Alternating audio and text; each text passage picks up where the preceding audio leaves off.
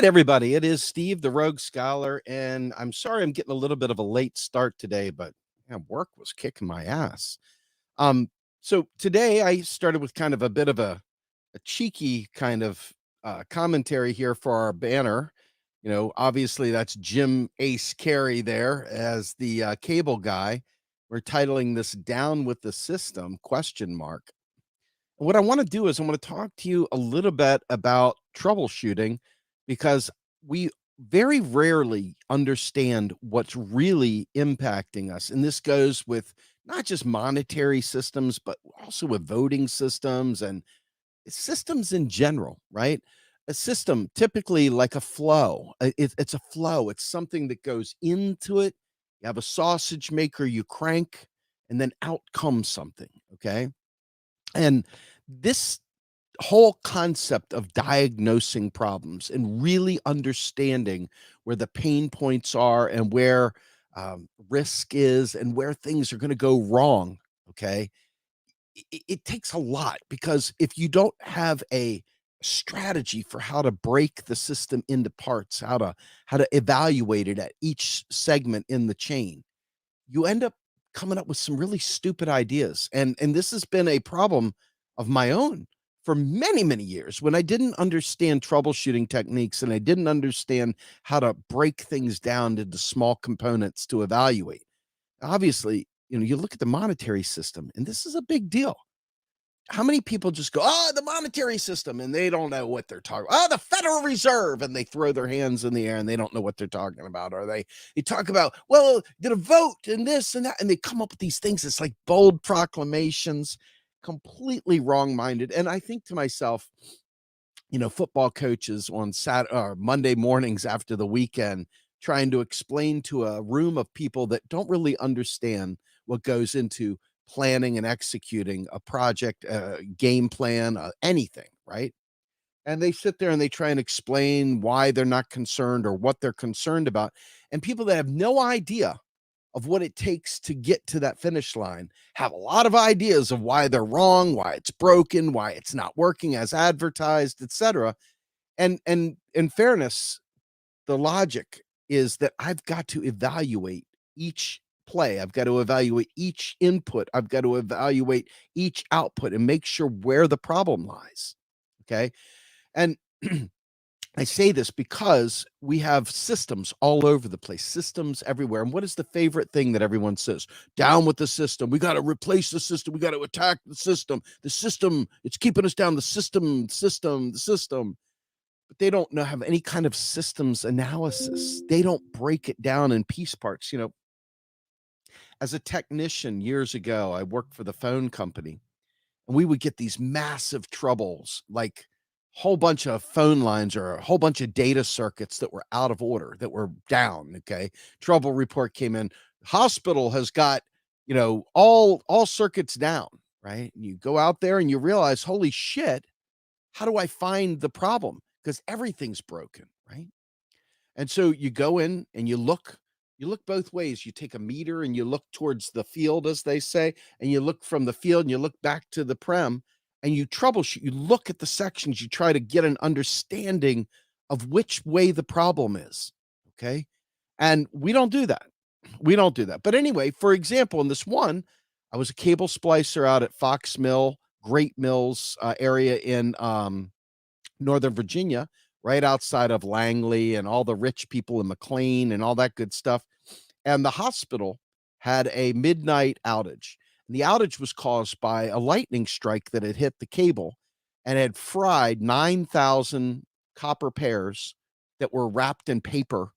And because it had hit inside of this and it had fried the paper is conductive. I mean, all of a sudden, water osmosis took over and totally made the whole cable shorted out. So we had to find where that cable was shorted out. And you had to troubleshoot, you had to cut and prove, you had to take sections and look which way the problem was. And if you think about this, right, we always talk about, what if the world loses confidence in the US dollar? What if we lose confidence in the US dollar? What if you see all these what if statements, and they're statements that really have no real value to them at all. People that really don't haven't got a clue what they're talking about. They don't really understand any of it. And so you have to evaluate, well, what is the deal? And so when I tell you that within the United States, inside of our country, everybody that uses US dollars in the United States has to pay taxes in US dollars. Okay. In other words, you come up to the teller and you say, I want to pay my taxes. And you say, but I've got 50 Bitcoin. And they say, I don't know what to tell you. You can't pay your taxes in Bitcoin. And I say, shit. Okay. They run back home. They grab themselves some gold nuggets. They say, hey, here's this gold. I want to pay my taxes. They say, you can't pay your taxes in gold, man. Sorry. I don't know what to tell you. Goes back home. Says, well, what do I do? And so he comes back and he goes, here, can I write a check to pay my taxes? And they say, sure, you can. Because your money coming through your check is in US dollars. They take your bank account, they credit it, they take those dollars, they purge them, they delete them. They're done. They've done their job. You can't pay your taxes in anything other than US dollars. Okay. So as you think about it, you go to work every day and you receive a paycheck payable in US dollars. You didn't have any say. So you didn't say, well, I'd like to be paid in Bitcoin, even though some NFL players are saying, hey, I'd like to be paid in Bitcoin. But what is Bitcoin? Bitcoin is an envelope holding US dollars. That's it. It's not holding any value in and of itself. In and of itself, its fair market value is zero. It's nothing. It's vapor. It's not anything. There's no way to force redeem a Bitcoin. There's no way to guarantee it. In the US, though, your dollar. And just like if you go to China and you use a yuan, or you go to Japan and you use a yen, or you go to Australia and use the Australian dollar, Canada use the Canadian dollar, UK use the UK pound, right? You can only pay your taxes in the UK in pound sterling. You can only pay your taxes in the EU in euros. You can only pay your taxes in Japan in yen. And you can only pay your taxes in Canada in Canadian dollars. You could have a fat stack of US dollars sitting there and say, hey, I'd like to pay my taxes in Canada in US dollars. And they're going to say, yeah, you know what? We can't take your US dollars.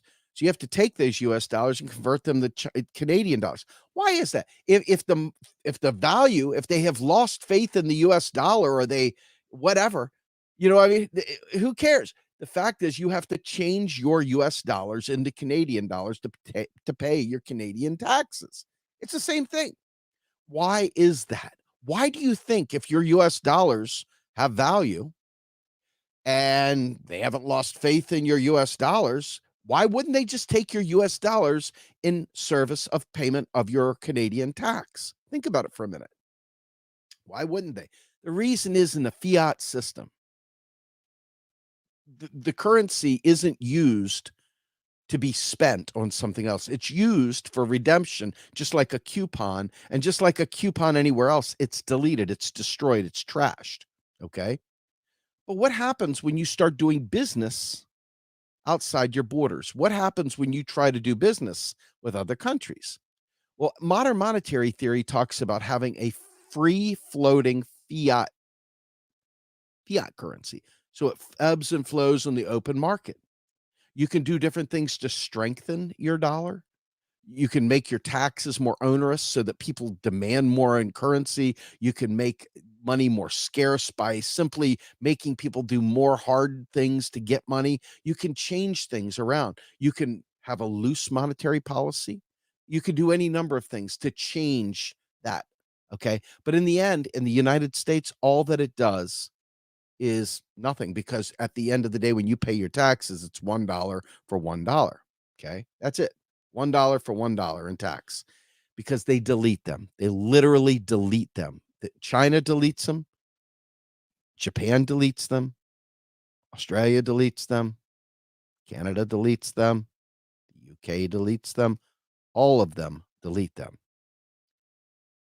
So if you're following this system, how does the system work? How does money get into the system, right? And we've talked about this, but I want you to think about it from a systems perspective. I don't want you to just think of, oh, Rothschilds or all this, or what about faith in the dollar? What about, yeah, like a child, like an infant that doesn't know how to think. It's always instead of just let me look at the circuit. Let me evaluate where the problems are. Circuit. Congress passes a bill. This is one way in. We're talking about all the inputs into the system. Congress writes a bill. New money is keystroked into the Treasury's accounts.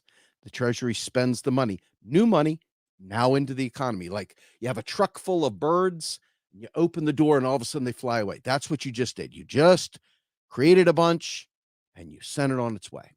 Okay, that's the way Congress works. They debit a bank account at the Treasury, and voila, the money goes to wherever it goes, and now new money is circulating in the economy. That's one. The next one is Congress passes a bill, and it's a perpetual, what we call an automatic stabilizer. Every time something happens, every time some event trigger happens, unemployment, inflation, debt ceilings, whatever, there's always some automatic thing kicks in. Automatic. People go on unemployment, they get unemployment insurance, maybe they get food stamps, whatever. These are what they call automatic stabilizers. They don't need to be relitigated every time they come to be. They don't need to be relitigated. They've already been passed and they're there in perpetuity until someone else writes another bill. So that's another way. Automatic stabilizers. So if we had a federal job guarantee, we wouldn't need to write a bill every time new money is spent. The job guarantee would soak up whatever unused labor is out there that wants a job, and it would take that on without writing a new bill. New money would be spent. Okay. The other one, exactly like this, like an entitlement. So you look at Social Security. Every time it's time to pay a Social Security payment out, new money is spent. They don't have to relitigate that. Okay. However, if the government chooses to not spend new money, and all it does is tax money out of the economy versus spend new money into the economy. Okay. Taxes delete currency. So if they're bringing it in as a tax and it's deleted, let's say there's this much money in the economy and you're not spending new money in or very little money in because of the automatic stabilizers that we just talked about. Now, all of a sudden, as the level of money in the bathtub, so to speak, stops, all of a sudden you start dealing with austerity measures, you start dealing with recessions, you start dealing with all these other things. Okay. So Congress then in turn, because they didn't have to debate it, the money isn't being spent. So what happens? Now somebody has to make decisions.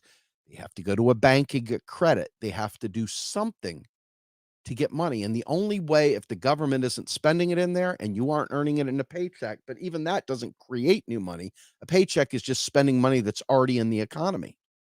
Okay. You have to go and get bank credit or get a credit card or something to be able to do what you need to do if the government has stopped doing this. Okay. So think about that for a minute. New money, that's how it is always. So if the government, when it receives it as a tax, can't do anything with it, it's literally done its job. It comes back.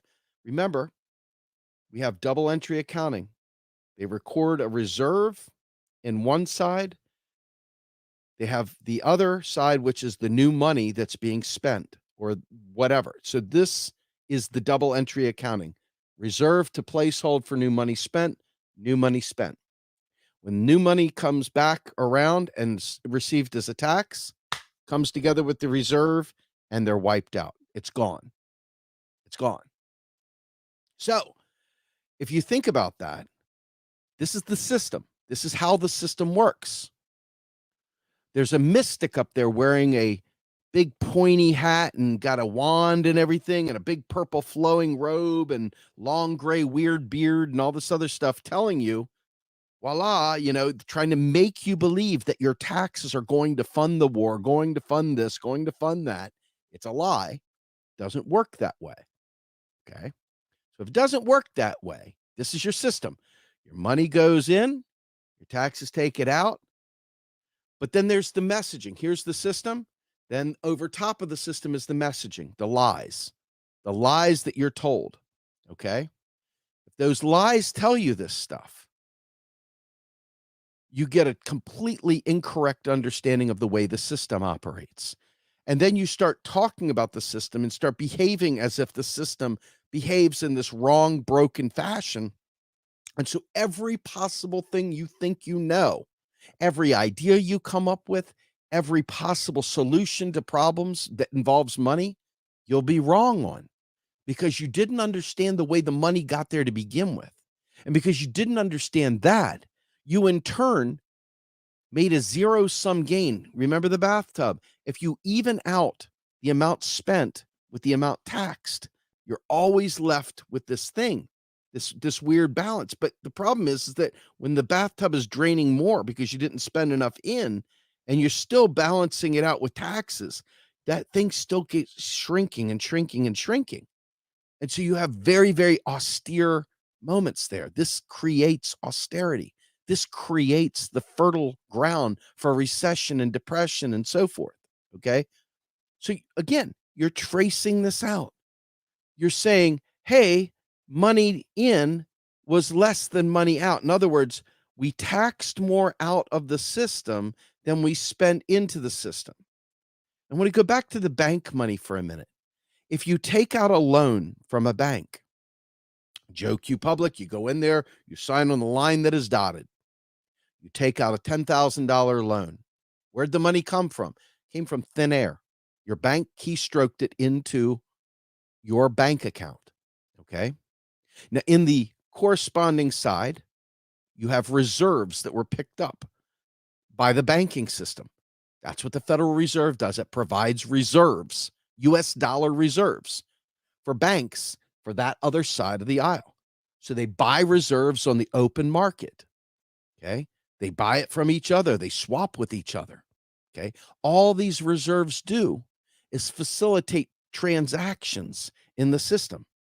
However, when these reserves that are in the system stay in that system and they don't get timed out, they don't get paid off, there's interest that is charged on these reserves. So interest keeps going up on the reserves. So they're always looking to close that loop. Okay. In this case, when you pay your loan back, the loan itself zeroes out, and all that the bank has left is money that the government already spent into the economy, not bank money, the government money. And the bank itself no longer has that loan on its books. It's no longer an asset or the liability of the bank. It's gone and it zeroes out. That's the system. The system works that way. Okay. Now, cordon off the United States. If you say, where are we going to find the money to provide any service you name? Any person needs employment, any possible thing for climate change, the very disaster that's going on in Florida right now and it's going to come back up to South Carolina and work its way up the eastern seaboard with Hurricane Ian. Now what? What's going to happen, right? Where's the money going to come from to rebuild Florida or to rebuild wherever else this hurricane comes from? You see, this is what happened in not only Haiti, but Puerto Rico. And when you had that massive hurricane blow through Puerto Rico, because people didn't properly diagnose the problem, they didn't understand that the federal government could have made them whole instantly. They thought that they had to somehow or another raise taxes in Puerto Rico or something to be able to afford to fix this stuff. Instead, what did our government do? Our government sent down people to basically gut Puerto Rico, to sell it off, to privatize it, to fix it via private solutions. Because you didn't understand the way the system worked. You thought, oh, well, that's how it works. Oh, okay, then that's it. It's the same thing with Flint, Michigan. When Flint's water was screwed up and they didn't have the money to fix it, the federal government could have stepped in instantly written a bill. Remember the one way I told you about getting money in there? Congress could have authorized spending for a disaster situation. The water in Flint is a disaster. It's a health concern. It's horrible. Congress could have simply written a bill. It would have gone ahead to the Fed. Fed would have keystroked deposits into the Treasury's bank account. Treasury would have spent that money on whoever needed to be spent on to make sure that Flint's water was properly taken care of. That's simple. Anything extra beyond that's a lie. It's just useless. It's worthless. It's not system oriented. Okay. So I want you to think about systems and subsystems. Okay. So at the macro, the big picture, that's where money creation typically ends up. Okay. The federal government creates the money for these big programs, whether it be the war machine, whether it be some project for building a bridge, whether it be roadways or whatever. So that's the macro. They give this money out. And then there's the next level down, micro. Micro being you didn't create the currency. Micro being you're using currency either from someone spending it to you or the government giving it to you. At that point in time, we're into the micro world. We're into the private sector. Okay. We're into what do you do with this? Okay. Now, states are subsystems within this macro system. So if you think about it, the state receives money from the federal government via bills that are spent. It also receives money from your tax dollars that they spend or that they collect in your local and municipal jurisdictions. So this is a subsystem in the bigger system. The big system is the federal government, the Federal Reserve, the Treasury, Congress, President. That's the big macro world. The micro world starts getting in there at the state level. Now, the states are saying, hey, we've got potholes. Hey, we don't have whatever. How do we get this money? Well, if the federal government didn't spend it, then they need to chase their citizens to get tax money, to get tax revenue.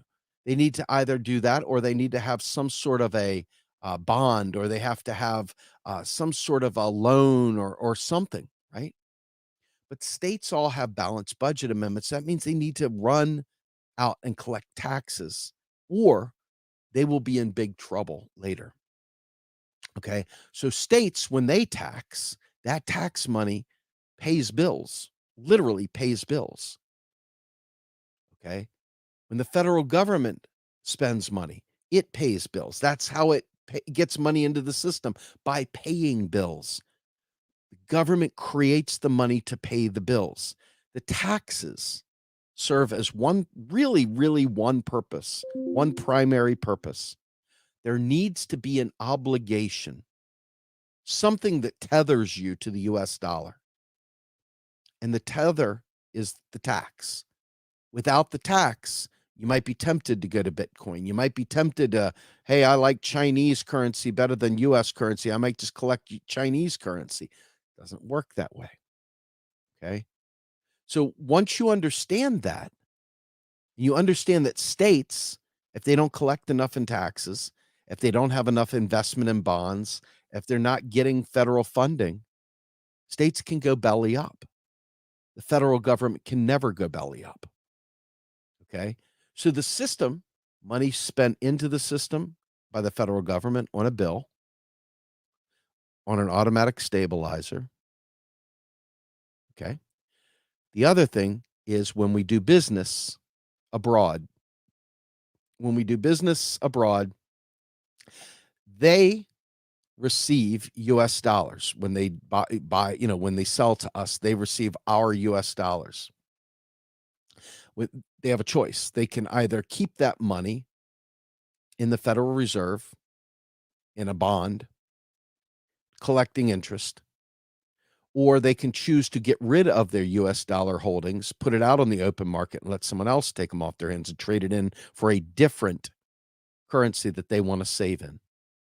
And then the exchange rates apply. Okay.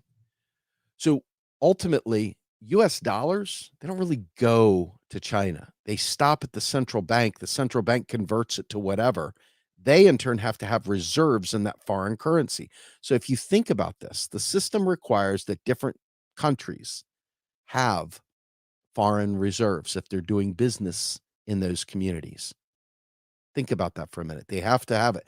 This is why countries like the South American countries that you typically hear screwed up, they have issues because uh, they have to have foreign currency, whatever it is, US dollars to make their US dollar denominated debt go away. They have to have those things.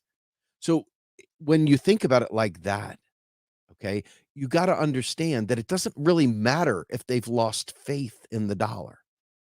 If they want to do business in the United States, they have to do it in dollar denominated transactions. Does this make sense? I mean, seriously, does it make sense? Does this help you understand better just this part of the system? So when you look and country A and country B are doing business with one another,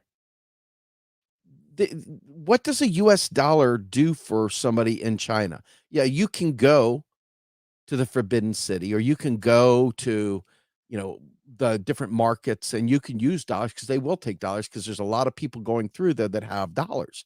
But it doesn't really matter because in order to do business with the United States, they must have US dollar denominated reserves. They must. It's not a desire, it's not a question of liking it.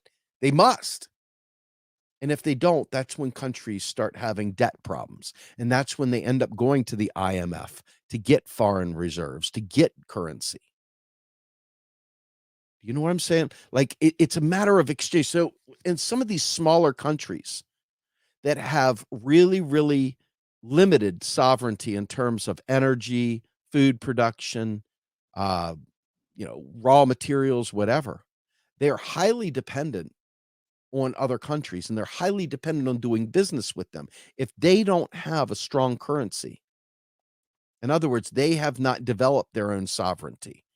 They have not done the things necessary to have energy sovereignty or food sovereignty, etc. They're going to be at the mercy of markets. And markets are cruel and they always try to exact the most flesh for their transaction. Okay. This is why the United States is the bully, if you will. But it's not. Very important to understand that there is, at the international level, there is a basket of reserves. It's not one reserve. It's not just the US dollar.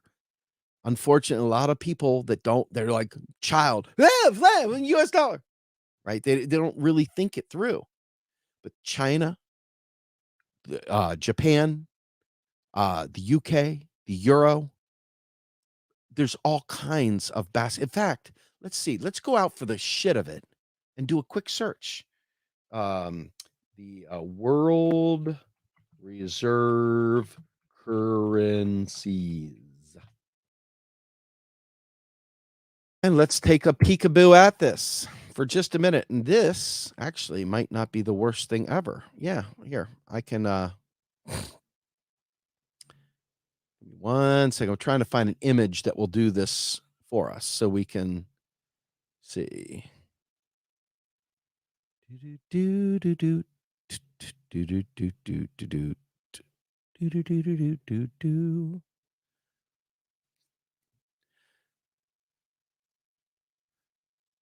It's always funny how they do this stuff. I'm gonna show you this. Hopefully this helps out a little bit. I mean, it's not perfect, folks, so give me a little bit of a slack here on this one. Chrome tab, we're gonna do this one here and click share. All right. So if you guys are looking at this, you see that the US dollar, that's the primary world reserve currency. Why is that? Because more people use it, whether it be for um, petrol purchases or just in general. The United States government, because of the Bretton Woods Accord, we became a dollar standard around the world basically during the Bretton Woods Accord. Okay. It was a worldwide gold standard, they said, but it was really the dollar standard. So the dollar became ubiquitous throughout the world. But if you look over here, the euro, we're talking about 20%. This purple, 4.5 is the yen. This other one here, 4.5 is the pound sterling.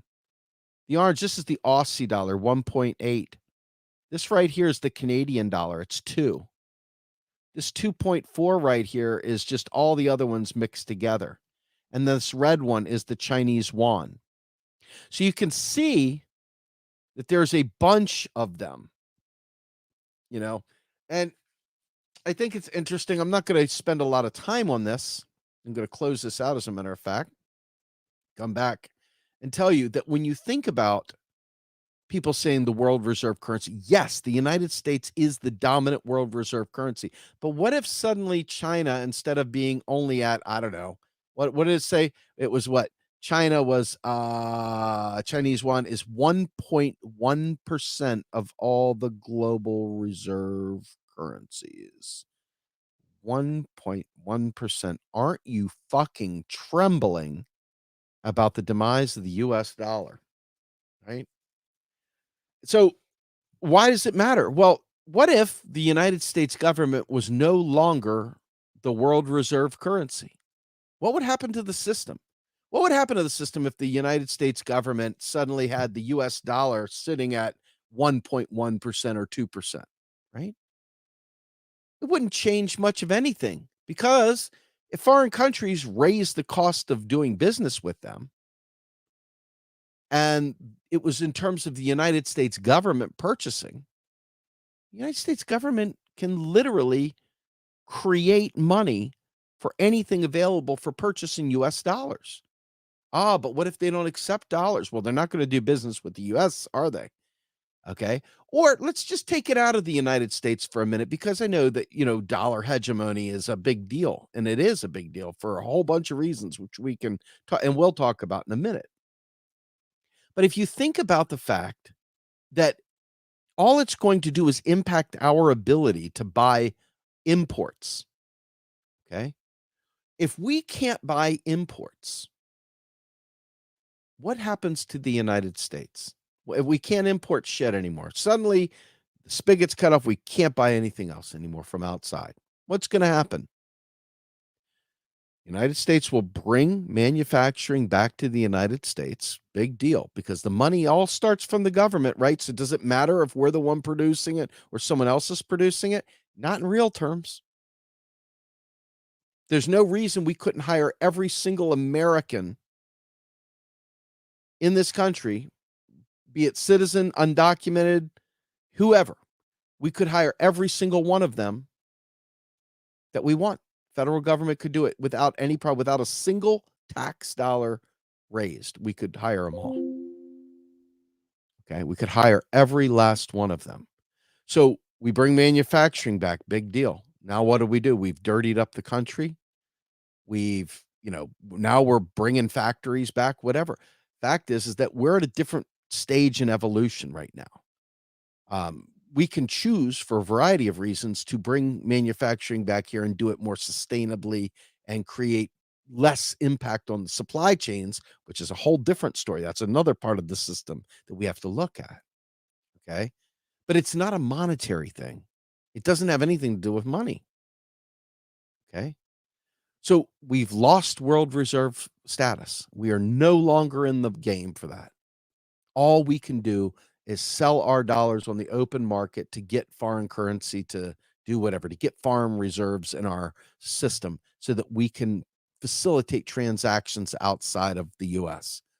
But most likely, what will happen is we would bring manufacturing back. We would start scalping mountains again, looking for real resources. We would start doing all the things that you need to do in order to extract the real resources to build the real things. Do we have massive resources in the United States with or without a reserve currency? Yep. Does Russia have massive amounts of minerals and real resources with or without access to the US dollar? Yep. Huh. So Having world reserve currency just means it facilitates imports better. Okay. And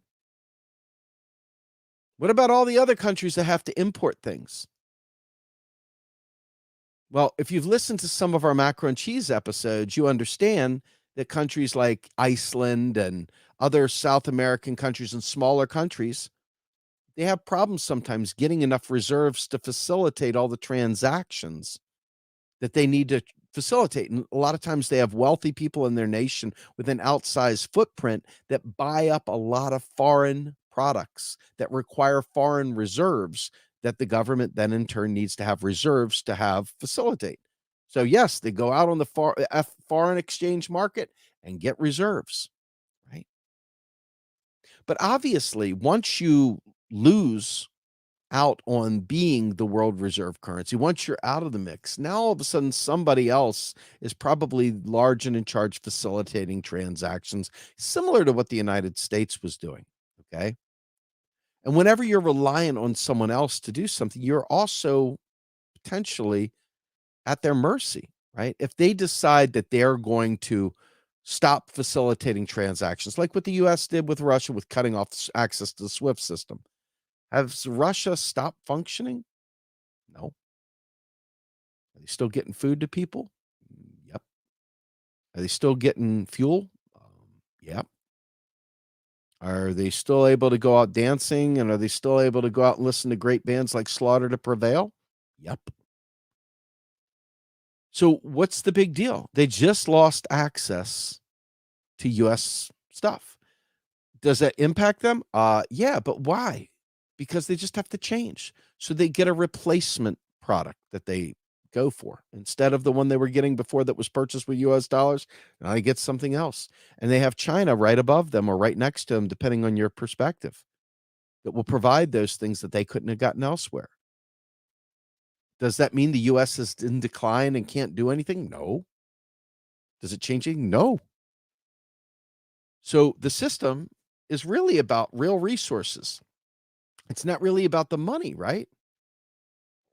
So when we're talking about this stuff, if you're not understanding the way the inputs, outputs, tools, and techniques flow, you're liable to get the wrong impression of how things go. And I want you to think about our voting system for a minute. We oftentimes talk about how we have a democracy in this country. And so we start out, we have local elections, sure, but we have party politics at the national level. And that means that your president, is nominated by a, you know, super delegates, whatever, representatives of all the voters, so to speak. There's no guarantee whatsoever that you will, in any way, shape, or form, be able to, you know, get the person you want, even if you have the number of votes you need. And, I think to myself, one of the most challenging aspects, if you will, of uh, how this works. And I will see if I can pull this image up. If I can, I have a picture that I'd like to show you guys. I don't know if I'm going to be able to, but I'm going to try. And it's from the DNC. Uh, what do you call it? The actual lawyer that supported the the DNC during the discussion over Bernie Sanders and primaries and all that good stuff. And I can't figure out where it is. So I'm just going to go ahead. I'm going to pull it up and I'm going to read it to you because I can't pull it out the way I wanted to. So here's what it says. DNC attorney Bruce Spiva. There is no such thing as a Democrat. The DNC just encourages people to vote for the Democratic Party. No one has any right to an expectation of a fair election. If the DNC wishes to select a candidate in the primaries instead of a free election process, that is their right. Donating money to Bernie Sanders doesn't mean you thought that that money was going to assist him to win the primary. You have no right to think the DNC was obligated to follow their own charter and internal policies about elections. And four, discussion of and any disputes with the DNC do not belong in a transparent process in a court of law. The DNC is a private association which should never be asked to engage in the discovery process or have to reveal any of its internal workings or strategies should they decide to select a candidate rather than to allow a fair election. So I want you to think about that. That right there. That right there. You think you know the process. You're going to vote and you're going to get the candidate you want. And that's the way it works. And then the Electoral College sees what the voters want and they pass it. And there you go. That's how it happens. Well, no, uh, that's kind of not exactly how it happens. I mean, how do you get a candidate? The DNC has no requirement whatsoever to run a primary at all. So the system in your brain does not match up with the system as it is. Okay. The same thing with going to school. The system you believe you're in says that if you go to 12th grade and you get your high school education and then you go to college, that you too will be part of the American dream.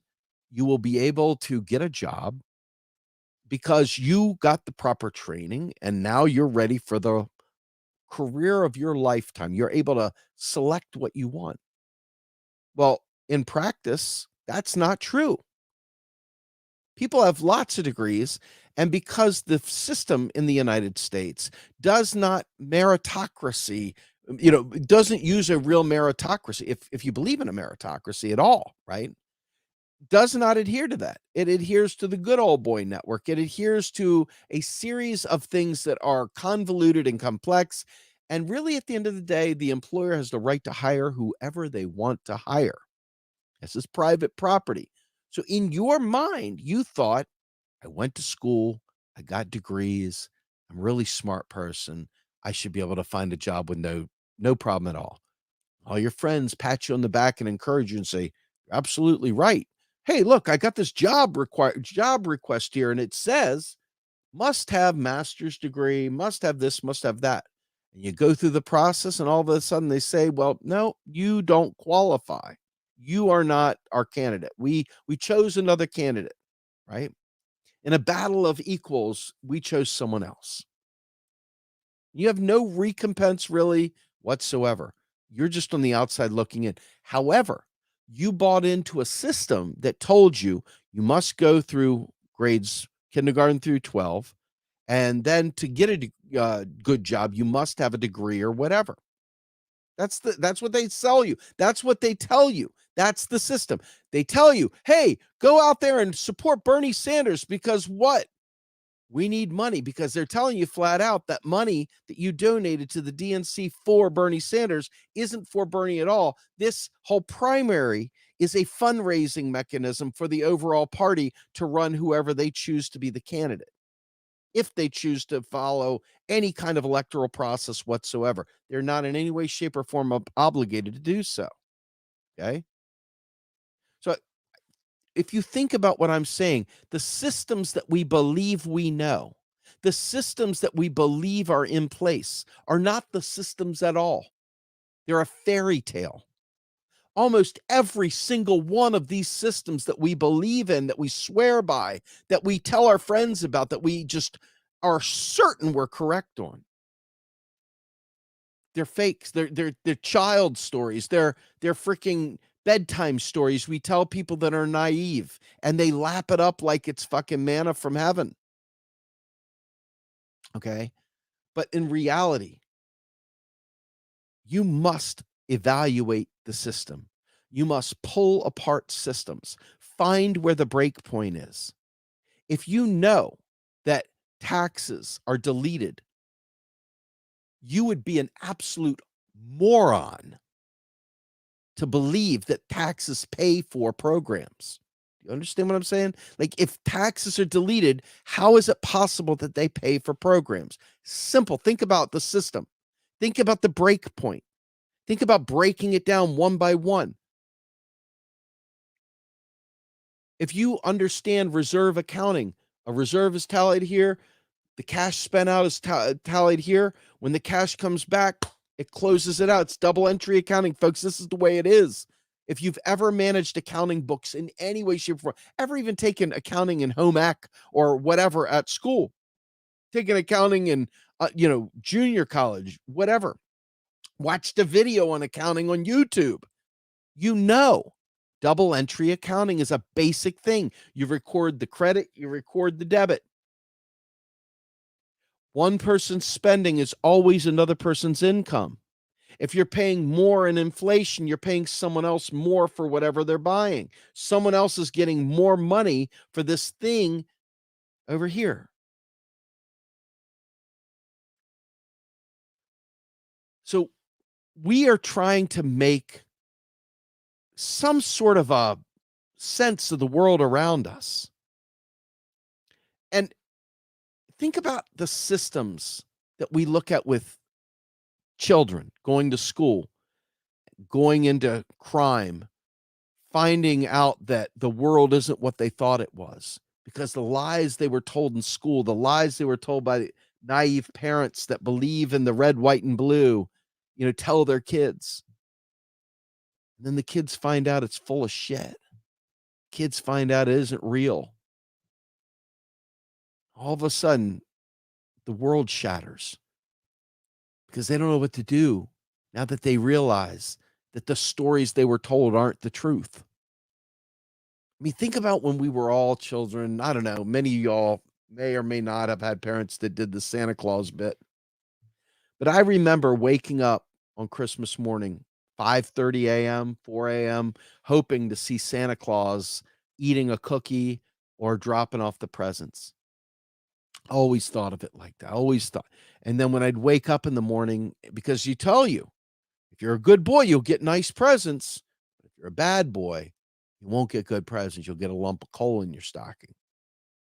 Well, imagine me waking up Christmas morning and seeing a bunch of broken toys from Chinese Toy Party back in the 70s when things were cheap junk plastic and trash, 70s and 80s.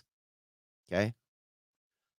What do you think I felt like? You think I felt good about myself? No, I felt like God hated me, that Santa Claus was pissed at me, that I was a bad little boy. Deeply hurt. It took forever. The worst day of the year for me became Christmas morning because I always felt like I was a bad kid. I always felt like the reason why I had shit under there was because I was such a bad kid. So you see these stories we tell because we don't take the time to understand the system. And then the real system. You can't fix the problem at the real system if you're living in the fairy tale lie of what they tell you. This is why a systems mind, a systems approach is so important. You cannot diagnose what is wrong with the global south if you don't understand the system with the IMF. Think about what I'm saying. There are so many systems we could go on for hours,